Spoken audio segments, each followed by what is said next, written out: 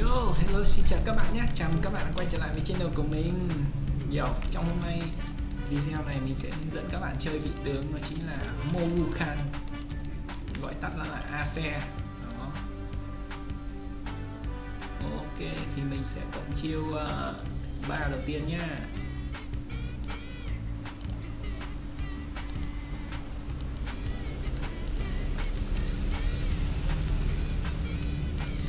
Rồi, thì mình sẽ chết rồi.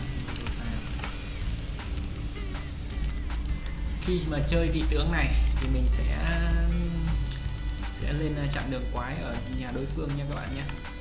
Con này sẽ phải đi chặn quái đấy, chạy thẳng lên nhà đối phương.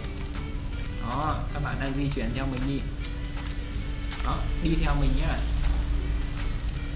Chơi con này rất là hay đấy các bạn. Đó, chạy thẳng lên đây theo mình.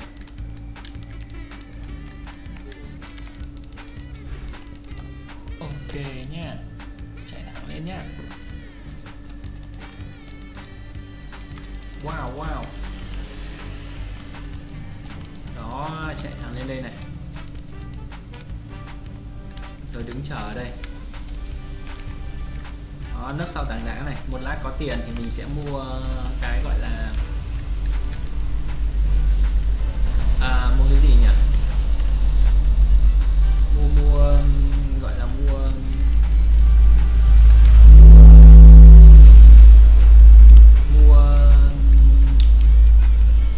gì ta? Mua cái mắt để sẽ cắm ở đỉnh cái tảng đá cao nhất này. Đó, đàn quái đầu tiên nó ra nha các bạn nhé. Thì mình sẽ phải chờ đàn quái thứ hai, tại vì đàn quái đầu tiên thì sẽ có thêm tướng của địch, nên là mình chắc là sẽ không ăn được đâu. Mà ăn được thì cũng mất rất là nhiều máu, lượt sau thì sẽ không thể đánh được. Thì mình sẽ phải chờ đây nha. Đó, chờ tướng địch ra này. 10 giây nữa là ra tiếp quái thứ hai à? 30 giây mới ra quái đúng không? Rồi mình sẽ ở đây mình chờ. Nhìn cái map nha, mình sẽ nhìn ở bản đồ khi quái đó, quái bắt đầu ra đấy. Quái ở nhà mình ra thì quái nhà địch cũng ra, nên là mình sẽ chặn ở đây. Đó. Quả đi. Ôi không ra luôn. Đấy, xoay. Đó. Xoay. Ok.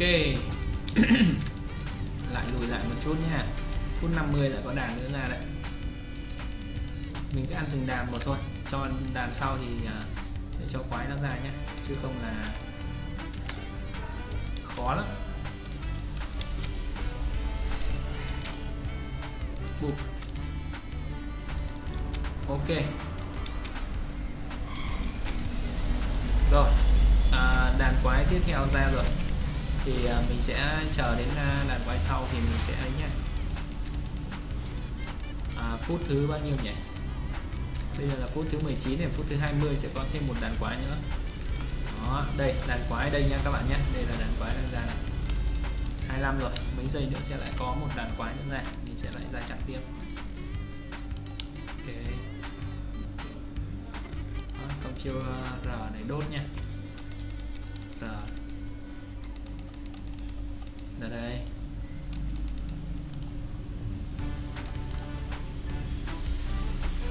Đó, con này nó sẽ quay rất là đấy. Các bạn hãy mua cái khiên này nhé, nó block đam ấy, tại vì đam quái vật nó là tầm độ 20 thôi, nên là mua cái này thì nó sẽ đánh vào mình mất rất là ít máu. Rồi 54, 55 là lại có đợt quái nữa, mình sẽ nhả đợt quái này ra nhá. Ủa, quái chưa gì đã có quái khác này đánh sao? Rồi, và dừng ăn một bãi quái rừng, cứ ăn một bãi quái rừng và sau đó là ăn một bãi quái.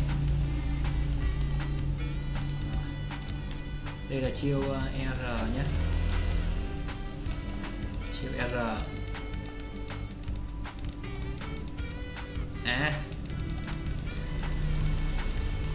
Bây giờ mình sẽ ăn ở bãi trên một đàn quái, xong rồi xuống bãi giữa một đàn quái, xong lại lên đường trên nha các bạn nhé. Cứ như vậy, ăn quái đường giữa và ăn quái đường trên. Đó, lại có quái nữa.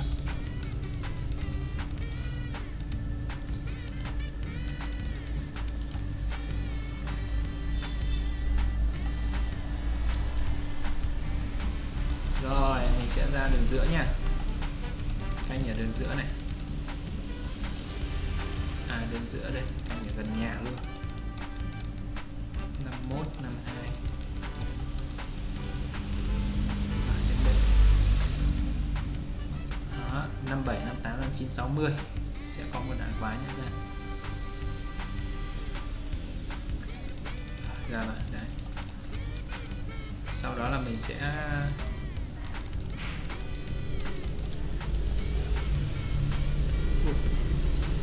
xoay bụp.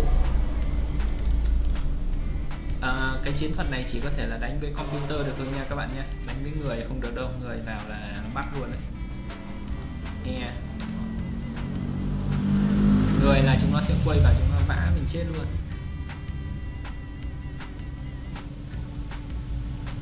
Rồi chạy nhanh lên trên, không kịp mất. Ôi không kịp rồi. Ôi mất đàn quái rồi, tại vì mất con xe, tại vì cái con xe các bạn, mình không kịp ra rồi, chạy qua đây rồi. Tôi ăn cái rừng này vậy, mình sẽ ăn vài loại quái rừng nha.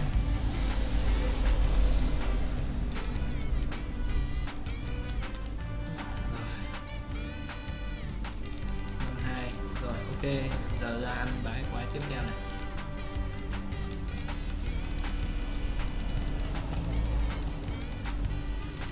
Đó, ăn bãi quái này nhanh nha, xong mình chạy ra giữa này. Tại vì không có giày đây mà, bây giờ có giày thì mình sẽ ăn được 2 bãi luôn. Đợi khoảng hơn 2.000 mấy mình sẽ mua cái giày nha.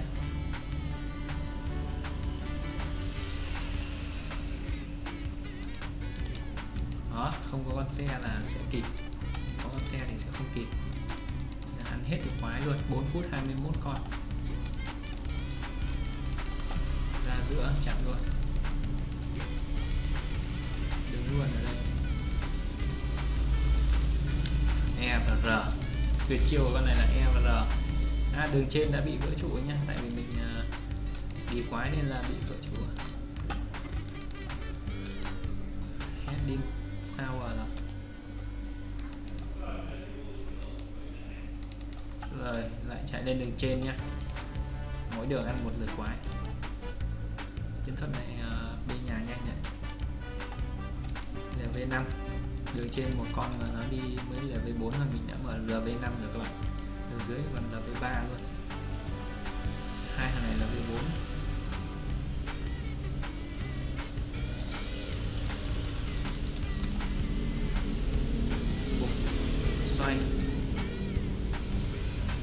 Xoay xoay liên tục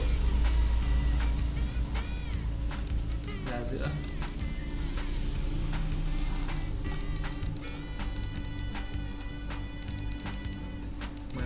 Còn 10 mấy phút nữa cơ, phải chờ vậy. 5 phút 29 con, kỷ lục đấy. Rồi mình lại chờ nhá, để xem đường dưới này. Đường dưới cũng đang bị đẩy đúng không? Chiến thuật này mình sẽ chặn quái để cho bên mình đẩy trụ. Đó.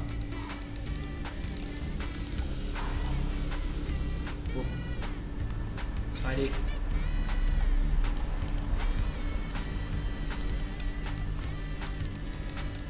Lên trên nha các bạn nhé.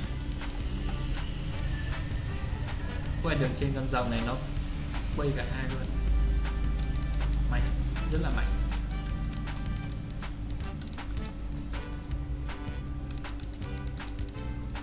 Chở quái ra nha.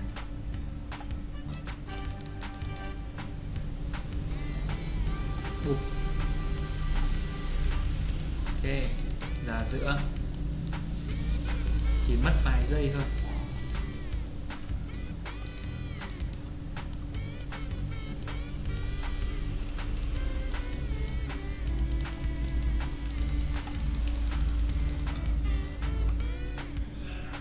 A, R và E đúng không? Đó, 27, 28, 29, 30 là có quái rồi. Mình sẽ lùi lại một chút để đánh với con ném xa nhé. Lại cái xe rồi, mình sẽ bỏ cái xe nhé.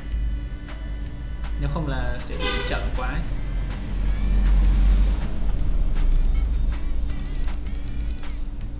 vào xe chậm quá luôn, mấy giây không kịp đâu, kéo cái xe lên trên.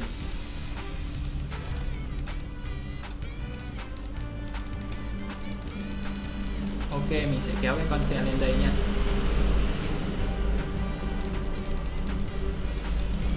Rồi, mình sẽ kéo con xe lên đây và mình sẽ ăn. Đợt này mình sẽ ăn con xe đó. Đấy, các bạn đánh chiến thuật này của mình rất là hay đấy, lên nhanh đồ nhanh lắm. 14 là còn 16 giây nữa, chắc là vẫn kịp đánh con xe.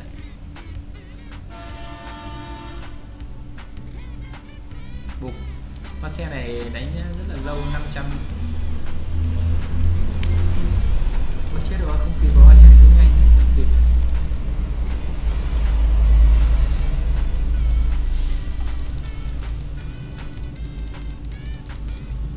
Ra mất rồi, biết ngay là không kịp.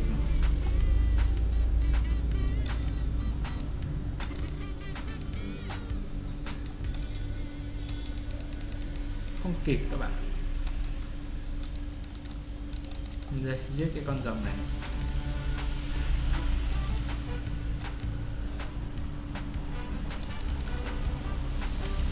Nha, mình sẽ cố gắng giết cái con rồng này.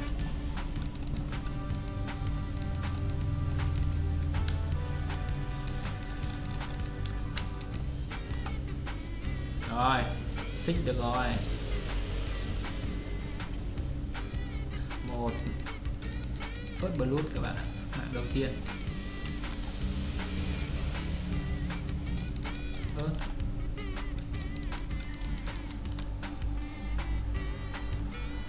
Thôi đi về nha. À không, đập cái trụ này đi. Vẫn ăn được cái trụ này đấy, ăn nhanh cái trụ rồi đi về các bạn.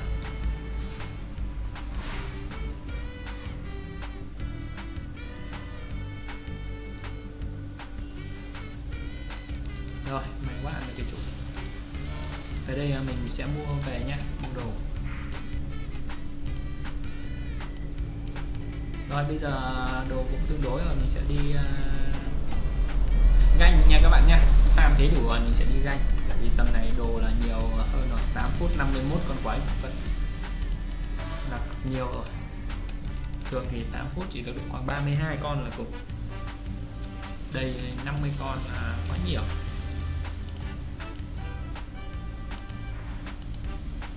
Đó. Về nha.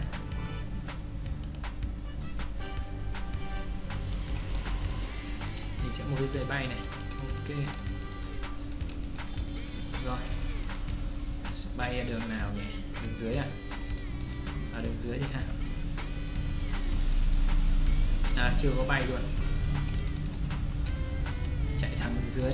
Sau đó sẽ mua cái R và E. Đấy, đường trên là đánh vào phá được hai trụ rồi, đánh vào nhà rồi. Vậy Naga chém khỏe quá nhỉ. Naga này khỏe nhỉ, nhưng mà lại không đánh được nó kìa. Ôi chết. Anh khỏe thế. Không có đồ gì mà khỏe cực luôn.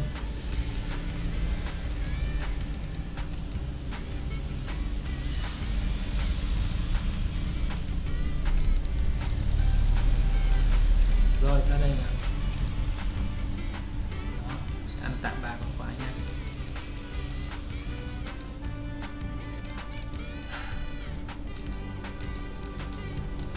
Con này phải chặn quái mới có thể là farm được các bạn ạ, chứ để quái nó đánh như này farm khó lắm, cực khó luôn.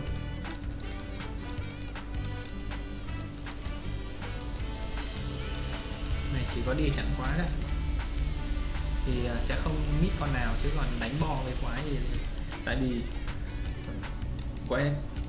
quái nó không đánh vào người mình thì nó sẽ không kích hoạt cái chiêu xoay các bạn ạ. Mà con này đam chủ yếu nó là cái chiêu xoay. Đó, mình sẽ chặn đây. Tiếp tục chặn đường đây nhé, đi cây trụ này nhé. Vùng 14 phút chưa có.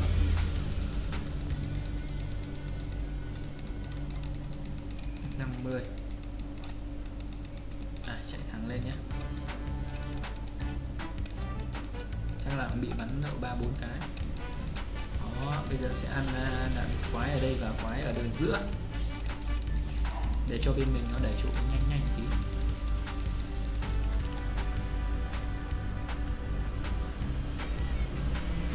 Chậm nhé. Ok, sẽ ăn quái ở bên này nhé. Có thằng nào ra đây là mình xử lý luôn. Đường trên 2 con rồi. Đường trên là con rồng với cả con Venom mà, không sợ. Đường giữa cũng 2 con, là đây là một con bất kỳ ra đây là mình đều có thể là xử lý được hết. Cùng là sợ chỉ sợ 3-4 con nó ra thôi, chứ còn 1-2 con thì mình vẫn xử lý được. Đó, trụ mít của mình đã bị mất. Ok, xem trụ nhanh lên em ơi. Rất là chậm. Naga này chậm quá. 3 con ở mid nha các bạn nhé. Rồi 8 phút nữa lại có một đàn quái lại. Cứ 30 giây thì mình lại được 4 con quái. 12 phút là được 1 phút là được 8 con quái, đúng không? Lẽ ra phải được 80, 90 mấy con quái rồi đấy. À không, trừ cái thời gian lúc đầu chạy ra nữa.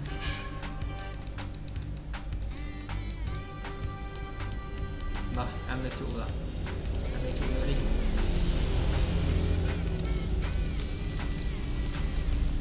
Đây là chiến thuật chỉ đi đẩy trụ nhá, đẩy nhanh nhất có thể, chứ không phải là chiến thuật đi ganh người giết mạng.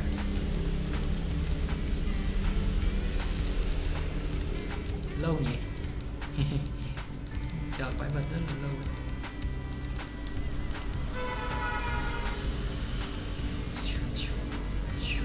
Đó, xong mình sẽ về mình đập cái trụ này.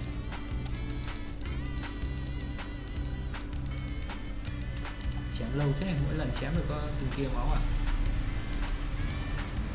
Naga này không có đồ luôn, LV7 mà đồ như này.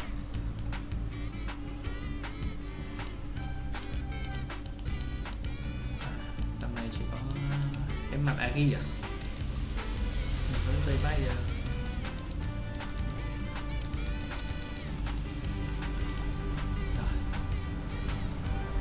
Xoay 2 cái.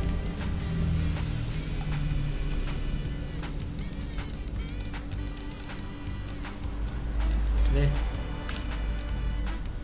Chắc phải một lần nữa mới có thể là phá cái trụ này. Level 7 mình level 10 các bạn.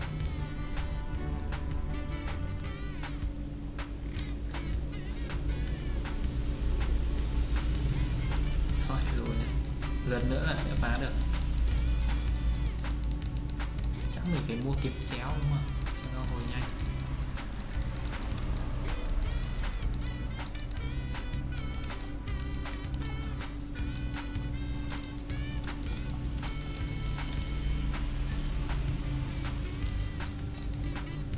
Tiền nào không kịp mất.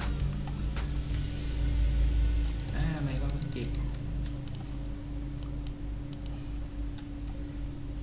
Vậy là mình phá được mấy cái trụ ở đây.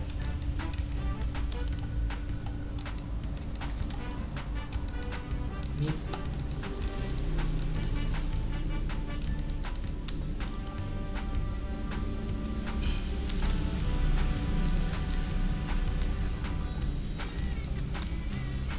Khó nhỉ, nó không đánh vào người mình, nó không xoay.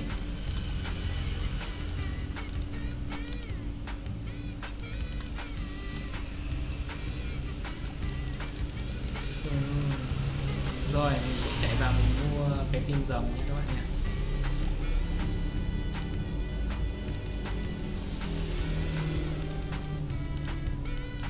Một viên ngọc nữa là đủ cái tim rồng rồi. 2 viên rồi.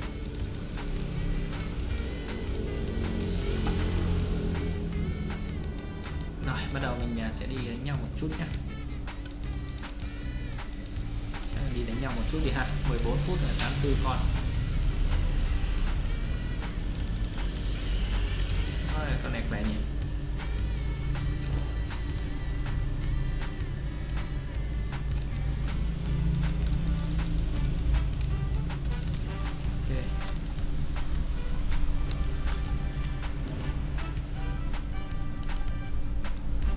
Ok, hồi máu.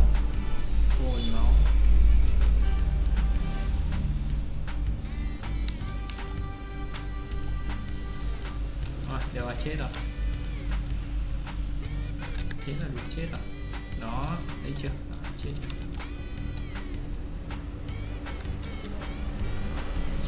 Chói xoay ác hơn các bạn. Xoay ác hơn. Đường dưới là level more.